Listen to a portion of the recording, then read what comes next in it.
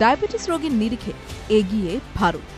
বিশ্বের সবচেয়ে বেশি ডায়াবেটিসে আক্রান্ত রোগীর হদিশ মেলে এই দেশেই। এখন প্রায় ঘরে ঘরেই ডায়াবেটিস রোগী, যার জেরে বেড়েছে ওষুধ খরচও। গত 10 বছরে এই রোগের ওষুধের দামও বেড়েছে 105% ওপর। ভারতের ডায়াবেটিস আক্রান্ত রোগীদের মধ্যে বেশিরভাগটাই টাইপ 2 ডায়াবেটিক। এই টাইপ 2 ডায়াবেটিস নিয়ন্ত্রণে রাখতে এমপাগলিফ্লোজিন নামে এক ধরনের বিশেষ ঔষধি দ্রব্য ব্যবহার করে থাকে ডায়াবেটিস ওষুধ প্রস্তুতকারী জার্মান সংস্থা ইনোভেটর। কিন্তু এতদিন এই এমপাগলিফ্লোজিন তৈরির পেটেন্ট বা স্বত্ব একমাত্র এই জার্মান কোম্পানির হাতেই ছিল, যার মেয়াদ আগামী 11 মার্চের পর শেষ হয়ে যাচ্ছে বলেই খবর। যার জেরে এবার যে কোনো সংস্থাই এই দ্রব্যের মাধ্যমে ডায়াবেটিস টাইপ 2 ওষুধ তৈরি করতে পারবেন।